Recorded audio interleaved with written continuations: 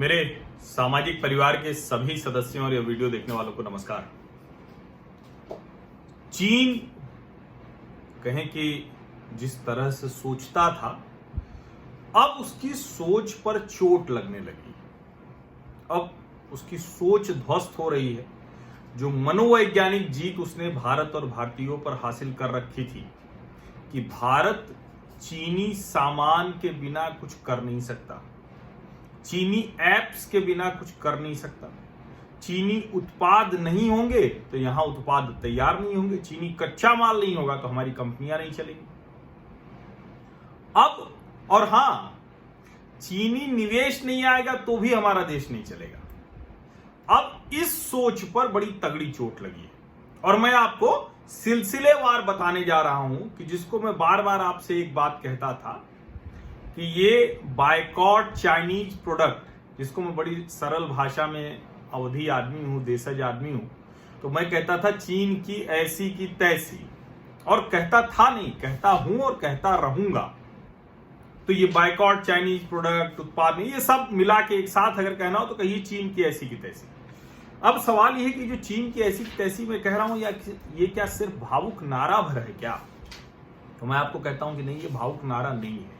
ये भारत का और भारतीयों का बहुत मजबूत आर्थिक फैसला है। ये निर्णय हमने ले लिया है। अब कोई जब मजबूत निर्णय लेते हैं तो उसे मजबूती से आगे बढ़ाने के लिए दो चीज जरूरी होती है कि आपने जो निर्णय लिया वो कंसिस्टेंट रहे, उसमें निरंतरता बनी रहे, और दूसरा, आप लगातार जहां जहां उस निर्णय को मजबूत करने में दिक्कत हो रही हो तो उसको मजबूत करें। यानी इसके संदर्भ में अगर कहें तो चीनी उत्पादों के, ऐप्स के, सामान के, रॉ मटेरियल के, सबके विकल्प खोज लें। अब वो विकल्प हम खोज रहे हैं और इसका असर ये है कि जो चीनी मोबाइल कंपनियां हैं वो बेहाल हो रही हैं। 40% प्रोडक्शन ही रह गया है, बावजूद इसके कि कार्गो तो चल रहा था, इंपोर्ट तो हो रहा था, और अब उनका सामान इस कदर रुक गया है, उनका इंपोर्ट इस कदर रुक गया है कि अब वो अपने ऑर्डर पूरे नहीं कर पा रहे हैं। यानी मार्केट में जो सप्लाई है वो सप्लाई पूरी नहीं कर पा रही, और ये हमें बहुत साफ तौर पर दिख रहा है। इसकी दो वजहें हैं। भारतीय और भारत सरकार दोनों ने तय किया है इस बार अलग अलग हम लोग नहीं कह रहे कि कुछ स्वदेशी जागरण मंच के लोग, राष्ट्रीय स्वयंसेवक संघ के लोग, वो अलग अलग स्वदेशी वाले घूम रहे हैं और जनता कुछ मान जा रही, कुछ को लग रहा है बड़ा जरूरी है, कुछ लोग मजाक बना रहे हैं। तो मजाक तो अभी भी बहुत से लोग बना रहे हैं, लेकिन उन मजाक बनाने वालों को मजाक बनाने दीजिए। उनको मेड इन चाइना दिखाकर कि अरे आपके घर में तो ये एक चाइनीज सामान है, आप तो ये एक ऐप का इस्तेमाल कर रहे हैं। देखिए 59 ऐप तो साफ हो गए, अब उस पर कितने लाख करोड़ का नुकसान होगा ये चाइनीज कंपनियां अनुमान लगा रही हैं। टिकटॉक ने तो कहा है, अब उसके अलावा और सब बताएंगे। लेकिन जो दूसरा है, जिसको मैन्युफैक्चरिंग कहते हैं, जो फिजिकल प्रोडक्ट के तौर पर आता है, जो हमारे आपके घर में उठते बैठते सब जगह दिखता है। हालांकि मैं आपको एक बात बताऊं कि बहुत सी चीजें बदली हैं और हमें उस पर भी नजर रखना है। चीन अब वियतनाम के प्लांट से भारत में सामान बेच रहा है, उसकी जो कंपनियां हैं एमआई वगैरह, और अलग अलग जो चीजें हैं वो ये कर रहा है। लेकिन भारतीयों में जागरूकता इतनी आई है कि वो पूछ रहे हैं कि मेड इन चाइना तो नहीं है, चाइनीज ओरिजिन का तो नहीं है। और सरकार ने जब कहा कि जो गवर्नमेंट ई मार्केट प्लेस है उस पर कोई भी सामान बिना आप जो ओरिजिन है, ओरिजिन कंट्री है, उसके बिना नहीं कर सकते। अब वो दूसरी ई कॉमर्स कंपनियों को भी कह रहे हैं कि आप अपने प्लेटफॉर्म पर जल्दी से जल्दी बताइए कि आपका सामान कहीं चीन से तो नहीं आ रहा है, और उसके आगे बढ़कर है कि कितने प्रतिशत, यानी कोई एक सामान है तो उसमें कितने प्रतिशत चीनी सामान मिला हुआ है। अब जाहिर है अलग अलग कंपनियां हैं, अलग अलग तरीके से काम कर रही थी। जहां कंपनियों को कारोबार को सहूलियत होती है वो कर लेती, और चूंकि चीन ने बड़े लंबे कहें कि special economic zone, manufacturing units, ये सब बड़े बड़े बना लिए, तो दुनिया को लगा कि एक साथ है, बल्क में कहीं भी होगी, आजादपुर मंडी होगी तो अच्छा होगा, गफार मार्केट होगा, नेहरू प्लेस होगा, तो वहां कुछ तो सस्ता मिल ही जाता है, क्योंकि बल्क डीलिंग होती है। तो वो जब उन्होंने बहुत बड़े बड़े बाजार तैयार कर लिए तो उसका लाभ भी उन्होंने ले लिया। लेकिन अब हम भी सतर्क हैं और दुनिया भी सतर्क है। अब ग्राहक पूछ रहा है कि कौन सा, और जहां सिर्फ चाइनीज ब्रांड जिस दुकान में बिकते थे वो दुकान बंद हो रही है। एमआई या दूसरे जो चाइनीज ब्रांड है वो अब अपनी दुकान के आगे दुकान का नाम नहीं लिख रहे हैं ब्रांडिंग, वो मेड इन इंडिया लिख रहे हैं। ये सब हो रहा है और ये सिर्फ भारतीय, सिर्फ मोबाइल के मामले में नहीं पूछ रहा है, हर मामले में ये पूछने लगा है। और एक चीज आप समझिए, आपके पास बहुत ज्यादातर चीजों में, ज्यादातर मामलों में विकल्प मौजूद है। हमारे यहां टाटा, बिरला, रिलायंस, ये बड़ी बड़ी कंपनियां हैं हमारे पास महिंद्रा है, हमारे पास ढेर सारी ऐसी कंपनियां हैं जो अपने अपने काम अलग अलग तरीके से कर रही है और हमारी जरूरत के सामान बना रही है। अब हमारी मुश्किल क्या होती है, और इसीलिए जो ये कहा जा रहा है कि हम कितने दिनों तक बिना चीनी सामान के रह पाएंगे, तो उनको अभी मजाक उड़ाने दीजिए। हम भारतीयों की आदत क्या है ना कि हम तो, आपने शुरू से सबके आदत में होगा कि जो बिल होता है वो भी हम लास्ट डेट पे ज्यादातर भारतीय भरते हैं। हम परीक्षा का फॉर्म आखिरी तारीख आने लगती है तो दौड़ दौड़ के भरते हैं। उसी दिन पासपोर्ट फोटो खिंचवाना है, उसी दिन चालान बनवाना है, उसी दिन फॉर्म भरना है, उसी दिन जाकर लाइन में लगना है, उसी दिन जाकर जमा करना, कहना हाँ कर लिया। हम भारतीयों की ये नाक तक पानी आने की आदत है, हालांकि अच्छी आदत नहीं है। इसी में हम चीन से और दुनिया से पिछड़ गए। जब चीन ये सारी तैयारी कर रहा था तो हमें उसका ध्यान ही नहीं था, भान ही नहीं था। लेकिन अब हम उसके लिए तैयार हो गए। 40% क्यों घट गया प्रोडक्शन? क्योंकि पोर्ट पर, चाहे वो एयरपोर्ट हो और चाहे वो पोर्ट यानी बंदरगाह हो, दोनों जगहों पर चेकिंग की वजह से स्क्रूटनी का एक लेयर बढ़ा दिया गया है जो चाइनीज इंपोर्ट है। उसकी वजह से Xiaomi, Oppo, Vivo, Realme, OnePlus, इन सब कंपनियों का माल पोर्ट पर फंसा पड़ा हुआ है। और ये संदेश है उनके लिए कि अच्छा आप भारत में आए थे, एफडीआई लेके आए थे, आपने कंपनी भी लगा ली है यहां, तो भैया ये वाला तमाशा नहीं चलेगा कि आपने कंपनी लगा दी, कंपनी लग गई यहां, निवेश थोड़ा सा कर दिया, लेकिन असली क्या है कि माल चीन से आएगा, यहां असेंबल होगा और भारतीयों को बेच दिया जाएगा। ये नहीं होगा। और ये सिर्फ इन कंपनियों को नहीं, ये सभी कंपनियों पर यह बात लागू होती है। और इस वक्त मैं कहता हूं कि जो जो चीन बोल रहा है उसको सहेज के पूंजी की तरह रख लीजिए। ग्लोबल टाइम्स ने जो टिप्पणी की है तीखी वाली, उसको हमेशा ध्यान में रखना है। जिस दिन चाइनीज ऐप बंद हुए 59, तो उस दिन उसने ये टिप्पणी की। उसके जो ग्लोबल टाइम्स का एडिटर है हु शिजिन, उन्होंने लिखा साहब ने, well even if Chinese people want to boycott Indian products, they can't really find many Indian goods. Indian friends, you need to have some things that are more important than nationalism. अब उसको क्या बताया जाए who शिजिन को कि भाई हम लोकतांत्रिक देश हैं और आपके यहाँ लोकतंत्र कल्पना में भी नहीं।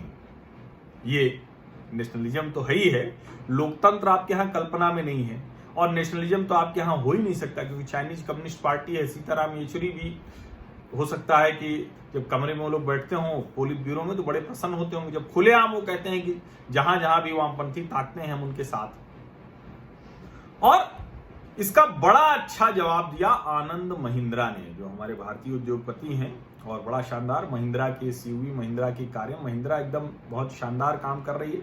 महिंद्रा का ट्रैक्टर, और आप समझिए ट्रैक्टर की डिमांड प्री कोविड लेवल पर पहुंच गई। कारें नहीं बिक रही हैं, बाइक नहीं बिक रही है, एसयूवी नहीं बिक रही है, लेकिन ट्रैक्टर पहले की तरह बिकने लगा है। तो भारत मजबूत है, इसको आप समझ लीजिए, भारत ही बचा रहा है इंडिया को। आनंद महिंद्रा ने कहा, आई suspect this comment might well be the most effective and motivating rallying cry that India Inc. has ever received.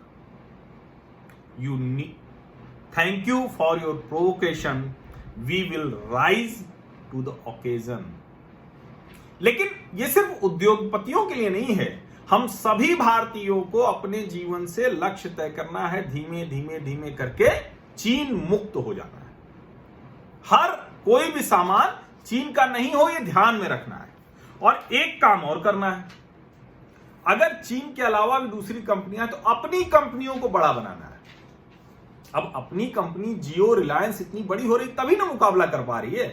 अब जियो मीट आ गया है, अभी वो ट्रायल पे आया है, अब धीरे धीरे वो बेहतर होगा। लेकिन जूम का, गूगल मीट का, अभी आप गूगल मीट इस्तेमाल कर रहे होंगे, जूम कर रहे होंगे, दूसरे कर रहे होंगे, लेकिन जब जियो मीट आ जाएगा तो वो तो अपना है ना। तो एक तो भारतीय कंपनियों को, भारतीयों को घृणा के भाव से और बहुत उस तरह से देखना बंद करना चाहिए कि अरे ये बिजनेसमैन है। बिजनेसमैन बुरा आदमी नहीं है, अगर वो कर रहा है बिजनेस तो अपना मुनाफा कमा रहा है। और कारोबारियों को भी ये समझना चाहिए कि ये छवि लोगों के दिमाग में नहीं जाए। इसलिए ये बहुत जरूरी है समझना कि जब रिलायंस और जियो इतनी बड़ी हो गई तभी दुनिया भर के निवेशक आ रहे हैं और अब वो बड़ा प्लान कर पा रहे हैं, बड़ी योजना कर पा रहे हैं। तो मुझे लगता है ये जो अपने यहां टाटा, बिरला, अंबानी, अडानी, महिंद्रा, सब जो बड़े बड़े उद्योगपति हैं, ये सब के सब मिलकर भारतीय कंपनियों को आगे ले जाएंगे, विकल्प हमें देंगे चीनी उत्पादों का। अब जो ताजा रिपोर्ट बता रही है, जिसको मैंने कहा था कि आपूर्ति बहुत बड़ी समस्या हो गई है, 40% तक घट गया है। लेकिन ये सिर्फ चीन की कंपनियों के लिए नहीं है, दक्षिण कोरिया की सैमसंग और जो भारतीय कंपनियां हैं, इनके लिए भी आपूर्ति की समस्या है, क्योंकि ये भी सामान वहां मैन्युफैक्चर करके यहां मंगाते थे। एप्पल की फॉक्सकॉन ने 2 यूनिट लगाई है भारत में, साउथ इंडिया में, लेकिन दोनों में बड़ा हिस्सा आता था, एप्पल जो बनता था वो चीन से आता था। ये सब अब ठीक करना है और इन कंपनियों को भी समझना पड़ेगा कि अगर आपको भारत में कारोबार करना है, एप्पल को तो वैसे भी समझना पड़ेगा, फॉक्सकॉन को समझना पड़ेगा, क्योंकि वो तो वैसे भी अमेरिका चीन के रिश्ते बिगड़ चुके हैं। फॉक्सकॉन के 150 से ज्यादा शिपमेंट वो पोर्ट्स पर फंसे हुए हैं, एयरपोर्ट पर, पोर्ट पर, अलग अलग जगह फंसे हुए। डेल के करीब 130 शिपमेंट फंसे हुए। मैंने आपको बताया कि मेरी जो वॉशिंग मशीन है वो IFB की है। उसने मुझे कहा, इंजीनियर ने, कि पैनल इसका बदलना पड़ेगा और पैनल आता है चीन से। तो ऐसा नहीं, भारतीयों के जीवन में, घर में जाने कहां कहां घुसा हुआ है चीन। इसीलिए इसी वक्त इसको ठीक से समझना है, क्योंकि हम, कई बार होता है ना, जैसे कई बार लोग कहते हैं कि बहुत गलत हो जाए तो समझो कुछ बहुत अच्छा होने वाला है। तो ये जो चाइनीज वायरस आया है, इसने हमें बहुत तरह से परेशान किया है, लेकिन हम भारतीयों को, भारत सरकार को ये बड़ा फैसला लेने का वक्त दे दिया। गालवान घाटी में हमारे सैनिकों ने जो अपने प्राण दिए, भले ही उससे दोगुने चीनी सैनिकों को मार गिराया, उनकी गर्दनें तोड़ दी PLA थे, लेकिन जो वीर गति को प्राप्त हुए और जो चाइनीज वायरस का कहर है, इस दोनों को मिला के भारत और भारतीय तैयार हो गए। भारत सरकार भी लंबे समय सोच रही थी, नरेंद्र मोदी भी सोच रहे थे कि किसी तरह से हम पॉलिसी ठीक करेंगे और ट्रेड डेफिसिट ठीक लाएंगे, ट्रेड इम्बैलेंस खत्म करेंगे। $1 बिलियन था 2001 में, 2013 आते आते $37 बिलियन हो गया और 2018-19 में $60 बिलियन के पास पहुंच गया। तो जाहिर है $37 बिलियन से $60 बिलियन, वो बेस इतना बड़ा हो गया, तब तो फिर वो मुश्किल हो ही जाती है उसको रोकना। लेकिन बहुत से ऐसे काम, जैसे RCEP से बाहर आना, जैसे मतलब बेल्ट एंड रोड इनिशिएटिव, कई ऐसी जगहों पे भारत सरकार ने नीतिगत तरीके से चीन को रोकने की कोशिश की, उसके सामने खड़ा हुआ जब दुनिया में कोई खड़ा नहीं हो रहा था। और भारत में भी जो मेक इन इंडिया, स्वदेशी, आत्मनिर्भर भारत, ये सब उसके नीति के हिस्से थे। अब उसको हमें तेजी से करना है। क्यों? कठिन तो है। Xiaomi, Oppo, Vivo, Realme, OnePlus, ये सब चाइनीज कंपनी मिला के 75-80%, यानी 100 में से 75-80 फोन चाइनीज कंपनियों का बिकता है। अब वो यहां असेंबल कर लें या चाइना में कर लें, इसलिए हमें ये सब देखना है। लेकिन ये जो असंतुलन है, अब वो बहुत ठीक हो रहा है। उसकी खबरें जो है, भारत सरकार पूरी तैयारी कर रही है। खुद IT मिनिस्टर अगर कहें कि अब हमारी कंपनियों को इनका विकल्प बनना चाहिए, तो ये आमतौर पे जब आप निवेश और इस सब की तैयारी कर रहे हो तो ये कहता नहीं, लेकिन दुनिया चूंकि तैयार है चीन के खिलाफ, और सबको पता है कि भारत की सरकार अगर बोल रही कोई पॉलिसी बना रही है तो वो चीन के लिए है। लेकिन एप्पल, सैमसंग, ऐसी जो भी बाहर की कंपनियां हैं उनको सोचना पड़ेगा कि उनको अब यही चीजें बनानी पड़ेंगी। और जो अगर निर्यात की बात करें तो इसको जरा ठीक से समझ लीजिए कि सबसे बड़ा इलेक्ट्रॉनिक कंपोनेंट का मसला है, और इलेक्ट्रॉनिक कंपोनेंट यानी मोबाइल वाला। उसके बाद आता है टेलीकॉम इक्विपमेंट। ज्यादातर जगह से सरकार आउट कर रही है। एक बार हुएई को रोक लिया तो फिर आप समझिए कि पूरा का पूरा मामला ठीक हो जाएगा। हमारे सर्विस प्रोवाइडर्स को तय करना है, सरकारी कंपनी को तय करना है। मशीनरी उसके बाद आता है, computer hardware, organic chemicals, electric machinery, bulk drug और उससे जो दवा बनाने के लिए जो जिसको एपीआई बोलते हैं वो चीजें, रेसिडुअल केमिकल, एसी, फ्रिज और कंज्यूमर इलेक्ट्रॉनिक्स। ये पूरा है जिसने मारा है एकदम चीन को, हमारे घरों में घुसा दिया है। हम उस पर निर्भर हो गए, आत्मनिर्भर नहीं हो पा रहे हैं, चीन निर्भर हो गए। इसी को ठीक करना है। सबसे बड़े वाले को एक तगड़ी चोट लग चुकी है, क्योंकि एक जरूरी बात आप समझिए कि जो जिसको कहते हैं ना कि भारत सरकार ने अभी एक बहुत एम्बिशियस प्लान किया है, production linked incentive scheme for manufacturing. अब इसमें चीनी कंपनियों ने पंजीकरण नहीं कराया है। वैसे तो आप इसे बुरी खबर के तौर पर देखेंगे, क्योंकि प्रोडक्शन लिंक रहेगा तो वो जैसे जैसे होगा उसके हिसाब से वो इन्वेस्टमेंट बढ़ाते जाएंगे। लेकिन मैं इसको दूसरी तरह से देखता हूं। मेरा मानना है कि अच्छा है, और एप्पल ने करा लिया, फॉक्सकॉन ने मतलब जो दूसरी कंपनियां हैं उन सब ने करा लिया है। भारत की भी जो कंपनियां हैं उन्होंने करा लिया है। अच्छा होगा जब वो बाजार खाली रहेगा और वो डिमांड रहेगी तो भारतीय कंपनियां और दूसरी जो विदेशी विकल्प वाली कंपनियां हैं वो यहां आ जाएंगी। तो इसको आप भले ही बुरी खबर के तौर पर देखेंगे, बिजनेस वाले समझाएंगे, बिजनेस रिपोर्टर तो वो बुरी खबर के तौर पर दिखाएंगे, लेकिन बहुत अच्छी खबर है। और ये जो चाइनीज वायरस आया है ये कम से कम भारत में तो चीनी आर्थिक साम्राज्यवाद उसको ढहाने जा रहा है। चीनी आर्थिक साम्राज्यवाद भारत में ढहता दिख रहा है। बस हमको उस चक्कर में नहीं पड़ना है। वो जो लोग मजाक उड़ाते हैं कि अच्छा वो कुछ उसी तरह का है कि नहीं नहीं अपराध, इस अपराधी को क्यों पकड़ोगे, वहां तो अपराध हो रहा है। तो जितने चीनी उत्पाद आप छोड़ सकते हैं, जितना चीन की निर्भरता आप कम कर सकते हैं वो कर लीजिए। उससे कोई बहुत फर्क नहीं पड़ेगा, उससे कोई फर्क नहीं पड़ने वाला है। आप कोशिश करके धीरे धीरे धीरे धीरे चीन मुक्त जीवन के लक्ष्य को हासिल कीजिए, और मुझे लगता है कि आप लोग करेंगे ही करेंगे। हमने चीन को घुटनों पर लाने में सफलता हासिल की है पहली नजर में। इसको लंबी रणनीति के तौर पर इस्तेमाल करना है। बहुत बहुत धन्यवाद आप सभी लोगों का, और सब्सक्राइब जरूर कर लीजिएगा, क्योंकि पॉजिटिव डिबेट के लिए, चीन के संदर्भ की हर खबर के लिए, और जो कुछ भी एक बेहतर जो कहें कि विश्लेषण के तौर पर, एक नजरिए के तौर पर, दृष्टिकोण के तौर पर आपको चाहिए, वो मैं आपको जरूर यहां बताऊंगा। सिर्फ आपको एक काम करना है, मैं और किसी चीज के लिए नहीं दबाव बनाता हूं। सब्सक्राइब कर लीजिए, नोटिफिकेशन वाली घंटी दबा दीजिए, जिससे कि आप हमारे सामाजिक परिवार का हिस्सा बन जाए। आपको ठीक लगे तो ये वीडियो आगे बढ़ा दीजिए पूरा का पूरा, सबसे अच्छी बात होगी, मुझे अच्छा लगेगा। लेकिन अगर आपको लगता है कि वीडियो बढ़ाने से बेहतर है आप अपनी मुंह से बताएं तो वो बताइए, सारी बात, कोई मेरा कॉपीराइट नहीं है। और चाहें तो आप इसको जहां जिस सोशल मीडिया पे है ये बात लिखें जरूर, बताएं जरूर कि चीन का आर्थिक साम्राज्यवाद ढह रहा है। बस इतना करना है आपको। बहुत बहुत शुक्रिया, बहुत धन्यवाद। और जिन लोगों ने भी आज मुझे आर्थिक सहायता की है उन सबको बहुत बहुत धन्यवाद।